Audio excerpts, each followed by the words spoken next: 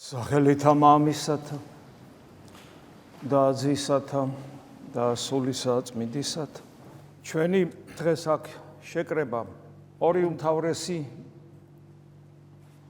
მიზეზის გამოა. ეხლა ვსაუბრობ როგორც ქრისტიანი და ვესაუბრები ქრისტიანებს. ანუ ეს იმას ნიშნავს, რომ მე მაქვს იმედი, რომ ღმერთი მომცემს სიტყვას, რაც გვჭირდება ჩვენ დღეს ამ მდგომარეობაში, ამ ტკივილის დროს. ჩვენ შევიკრიბეთ ორი მიზეზის გამო. პირველი მიზეზი ეს არის ჩვენი სწრაფვა, ჩვენი შემოქმედისკენ, ჩვენი ღმერთისკენ, განკაცებული ადამიანად მოსული ღმერთისკენ, ჩვენი სწრაფვა მისი სიყვარულისკენ, რომ გვიყვარდეს იგი, ანუ სწრაფვა ქრისტესკენ. და მეორე მიზეზი ეს არის ერთმანეთისადმი სიყვარული. როცა ჩვენ გვაქვს ძალა იმის ღმერთისგან მოცემული, რომ ჩვენ მის მსგავს და მხატ არსებებს გვიყვარდეს ერთმანეთი. ეს არის სწორედ ის ორი მთავარი მცნება, რომელსაც საფუძველი ჯერ კიდევ ძველ აღთქმაში ქონოდა ქრისტე ახმოვანებს, რომ ორი მთავარი მცნებაა, რომლიდანაც გამომდინარეობს ყველა სხვა მცნება. ეს არის სიყვარული ღვთისა და სიყვარული მოყვასისა, როგორც საკუთარი თავის. მაგრამ არც ღვთის სიყვარული და არც მოყვასის ადამიანის სიყვარული არ არის უბრალოდ რაღაც ფსიქოსომატური მდგომარეობა, სენტიმენტალური გრძნობები და ემოციები. ის გაცილებით ღრმა რამ არის. ჩვენ გამოცხადებით ვიცით, საღვთო გამოცხადებით ვიცით, რომ სიყვარული ეს არის ღვთაებრივი თვისება. ღმერთი არის სიყვარული. წმინდა წერილში გვიწერია, სხვათა შორის მხოლოდ ქრისტიანებს, არავის სხვას. მხოლოდ ჩვენ ვიცით ეს ქრისტიანება. ჩვენს წმინდა წიგნში წერია, რომ ღმერთი არის სიყვარული. და რადგან ღმერთი არის სიყვარული, ამიტომ სიყვარული არ არის უბრალოდ ემოცია და კიდევ ვიმეორებ რაღაც სენტიმენტალური გრძნობები, რომელიც ცხოველებსაც კი აქვს. ის გაცილებით დიადია, ღრმა არის და რადგან ღმერთის თვისებაა, სიყვარული ამიტომ არის მარადიული. მარადიული ნიშნავს სხვა ტიპის ყოფიერება, ანუ არ დასრულდება არასოდეს. და ეს ეხება ჩვენი ღმერთისადმი სიყვარულსაც და ეს ეხება ჩვენი ერთმანეთისადმი სიყვარულსაც. ეს არის საღვთო თვისება, მოდი ესე ვთქვათ, იმიტომ რომ გრძნობაში შეიძლება ადამიანი ფიქრობდეს, რომ რაღაც ეს ემოციური გრძნობაა. ეს არის თვისება, რომელიც არასოდეს დასრულდება. რადგან იგი მარადიულია და ეს ნიშნავს იმას, რომ ჩვენი ფიზიკური გარდაცვალება ამ გრძნობას, უпроსორეთ ამ თვისებას ვერ აუქმებს. ის მარადისობაში გრძელდება. და ეს მარადიული თვისება, რომელსაც ქვია სიყვარული ღვთისა და მოყვასისა, მარადიული იმიტომ არის, რომ ღმერთის მიერ არის და არა ადამიანის მიერ. ადამიანი უბრალოდ იღებს ამას თავისი თავისუფალი არჩევანი და ნაბიჯს დგავს ღმერთისკენ, ღმერთის გამოწვეულ ხელს შეაგებებს, ღმერთისგან გადმოგდებულ მაშველ რგოლს ხელს კიდებს, რომ ამას სოფლის ოკეანიდან ამოყვინთოს და მარადისობაში გადასახლდეს და გადარჩეს. და ეს ერთობა ღმერთთან და ერთობა ერთმანეთთან, ერთმანეთის გამომრიცხავი კი არა, ეს ერთმანეთისგან გამომდინარეა. თუ ჩვენ გვაქვს ღმერთთან ერთობა, მაშინ გვაქვს ერთობა ერთმანეთთან. და თუ ჩვენ გვაქვს ერთმანეთთან ქრისტეს მიერი ერთობა, გვაქვს ერთობა ღმერთთან. და ჩვენი ქრისტესთან ერთობა არის გარანტია ის, რომ ჩვენ მარადისობაშიც ერთად ვიქნებით. აი ჩვენ თვალებში უყურებთ ერთმანეთს. და აი ეს ურთიერთობა თუ ის უანგაროა, ნამდვილია, არა ეგოისტურია, ქრისტეს მიერია, ეს ურთიერთობა არასოდეს დასრულდება. და ჩვენ ამ დღესაც კი გავიხსენებთ, როცა მარადისობაში გადავალთ, გავიხსენებთ ღიმილით.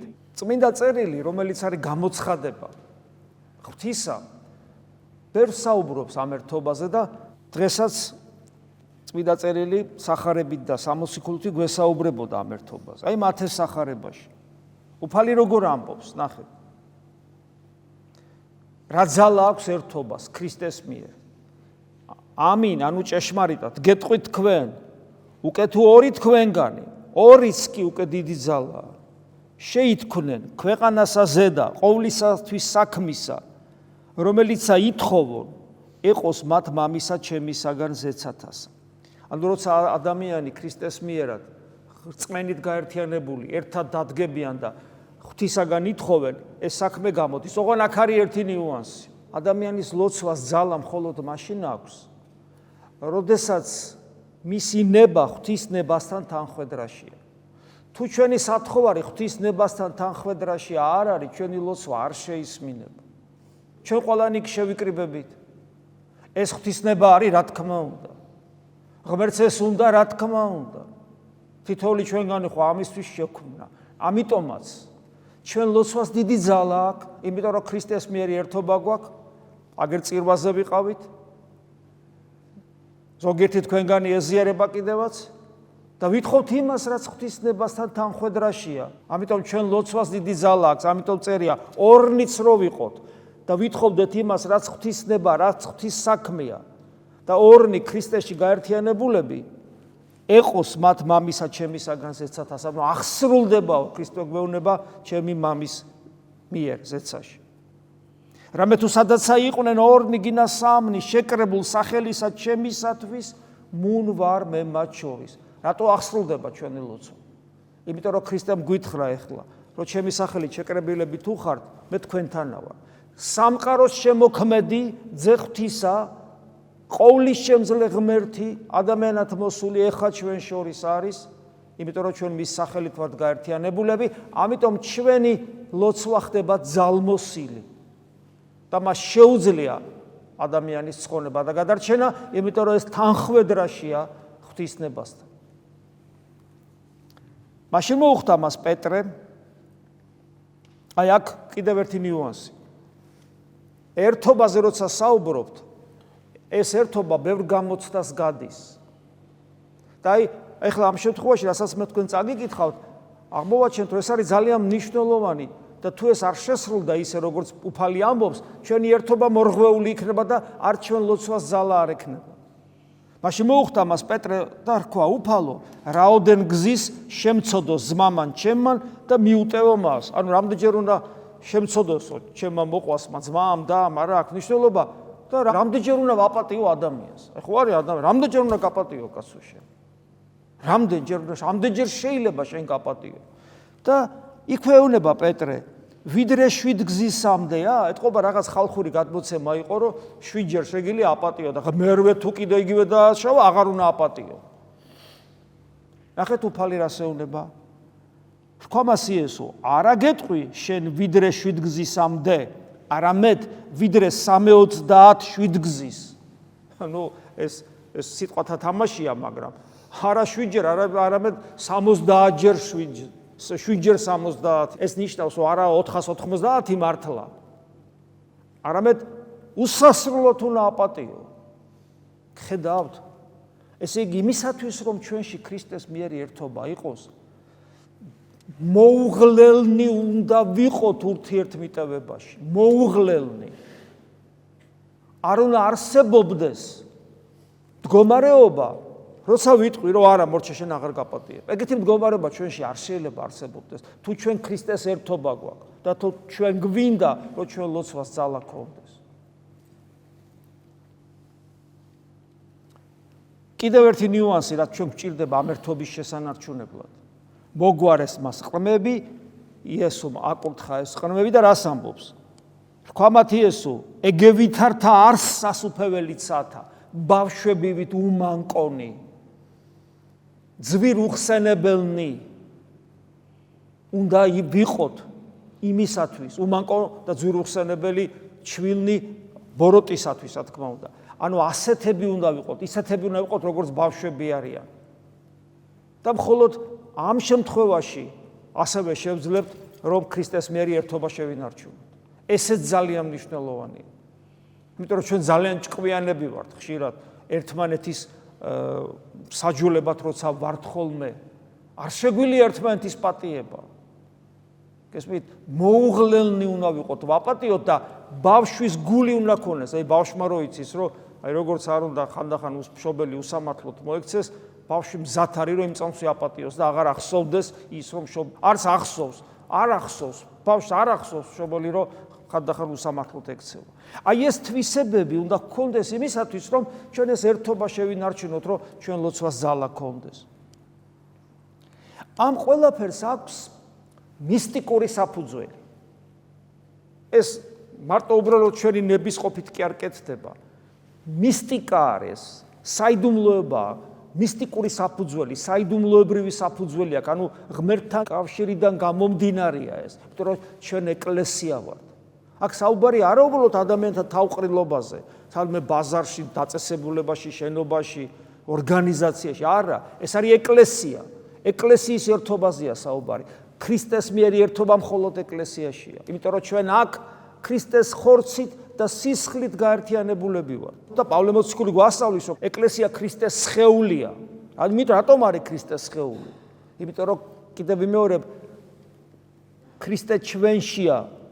რამე თუ ჩვენ მისი ხორცის და მისი სულის გაგრძელებანი ვართ. და რადგან ქრისტეს ხორცი და სისხლი განუყოფელია ღმერთისგან, ამიტომ ჩვენში ღმერთია.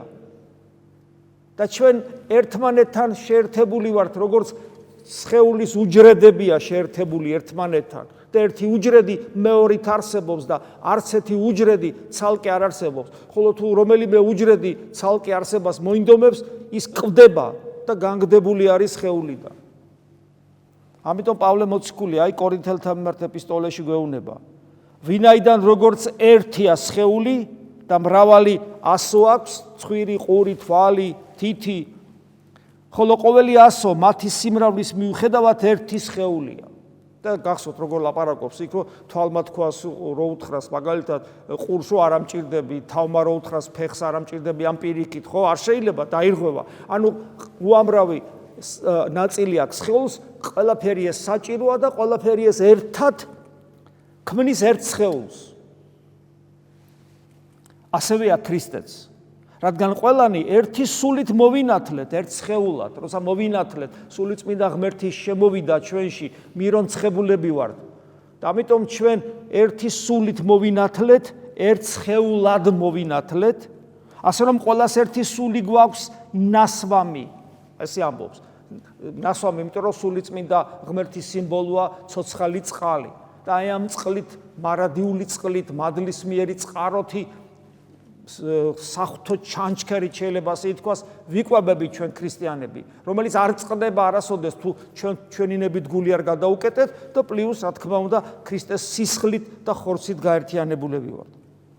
ხოლო სხეული ერთი ასო არ არის, არამედ მრავალი. ხოლო ასო მრავალია და სხეული ერთი. კვლავ ერთდაიგივეს იმეორებს პავლე მოციქული, რომ კარგად გავიაზროთ, რომ აი როგორც კიდევ ვიმეორებ, ნებისმიერი სხეულის ნაწილი რო ავიღოთ, არ შეიძლება ის ცალკე მოვიაზროთ ეგოისტურად.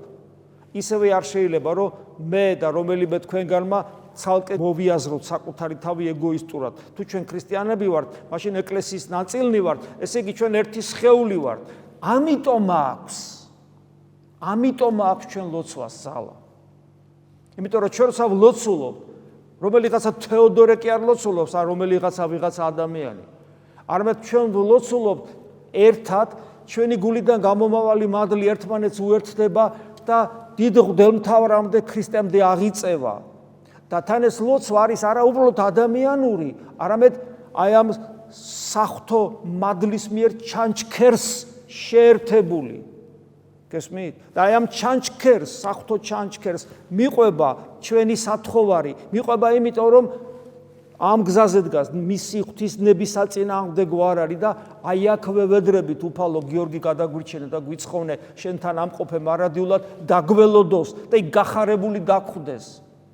ამ ერთობაზე რო გვესაუბრება, მე პავლე მოციქული ამბობს, რატო ბევრს საუბრობს ამ ერთობაზე, რომ ჩვენ ერთნი ვართ და ცალ-ცალკე არა ვართ. რატომ? იმიტომ რომ ადამიანი მიდრეკილია, ადამიანი ეგოისტია და მიდრეკილია, რომ ამ ერთობიდან გავიდეს და იმიტომ ამბობს, რათა არ იყოს განხეთქილება სხეულში. რათა ყველა ასო, ანუ სხეულის ყველა ნაწილი ერთმანეთისთვის ზრუნავდეს. იცის რა პავლემ ჩვენი ეგოიზმის ამბავი გვახსენებს, რომ განხეთქილება არ იყოს. ანუ ჩვენ რომ ერთმანეთი გვიყვარდეს, ეს მინდა არ მინდაზე არ არის. აი მინდა მიყვარხარ, მინდა არ მიყვარხარ. მომეხასიათება მიყვარხარ და მომეხასიათება და არ მიყვარხარ. თუ შენ ქრისტიანი ხარ, ვალდებულება გაქვს სიყვარულის. და ვალდებულება გაქვს ამ სხეულის ნაწილი იყო, რომელსაც ეკლესია ქვია.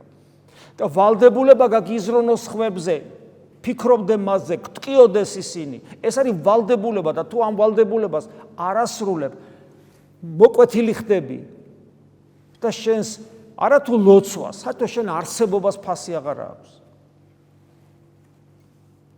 ასე რომ თუ ერთ ასოს ევნო რაიმე, ევნო, ათასნაირად ევნება ადამიანს, მათ შორის ფიზიკურად, მათ შორის სიკვდილით, ავადმყოფობით, უსამართლობით.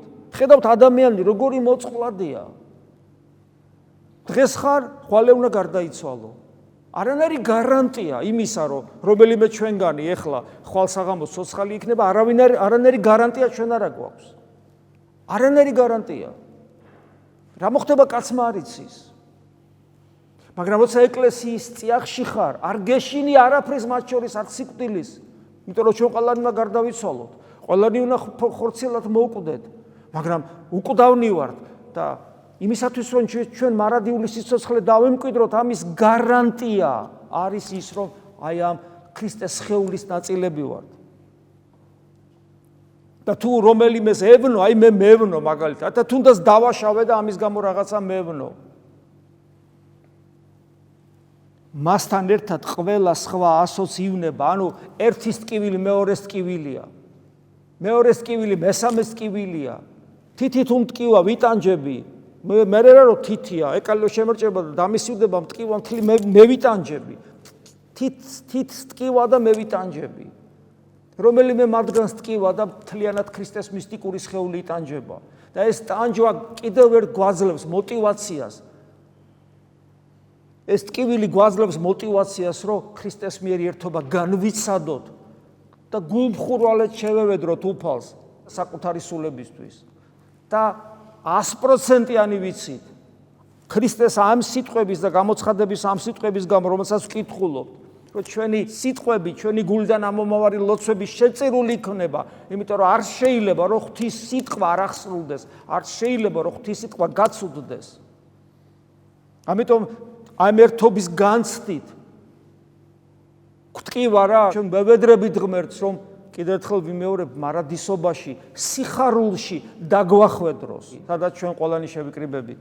ასე რომ თუ ერთ ასოს ევნო რამე, მასთან ერთად ყველა ასოც ევნება და თუ ერთი ასო იდიდება, მასთან ერთად ყველა სხვა ასოც ხარობს. და თქვენ გონიათ შორს არის ეს დრო? შორს არის, აბა ასაკოვან ადამიანებმა კითხოს, თავინც ხართ ასაკოვნები, იკითხეთ საკუთარ თავს, განა თქვენი ცხოვრება უცებ არ გავიდა და თქვენ გონიათ ბევრი დაგვრჩა? შენ ყველანი შევიკრიბებით. და ჩვენ ამის არ გვეშინია, პირიქით. ჩვენ გვიხარია უფალთან შეხვედრა, იმიტომ ეს არის ჩვენი სამშობლო. თქვენ ერთად ქრისტეს სხეული ხართ, ცალ-ცალკე კი მისი ასონი, რომელიც ასევე ამ სხეულის ნაწილები არიან. ამიტომ ქრისტიანები არა ვართ მარტო, ერთად და ერთმანეთის მიერ ვართ ქრისტესთან. ერთის ტკივილი ყველას ტკივილია, ერთი სიხარული ყველას სიხარულია და ყველაფერი საბოლოო ჯამში ერთ სიხარულად შეიკრიბება, რომელსაც ქვია მარადიული სიცოცხლე იესო ქრისტეში. ყველა ჩვენ გარდაცვლილთან და ყველა ჩვენ ახლობელთან ერთად ჩვენ სამშობლოში ამინ. მადლიუფლისა ჩვენისა იესო ქრისტეს და სიყვარული ღვთისა და მამის და ზიარება სული საწმინდის იყოს თქვენ ყოველთა თანა. ამინ.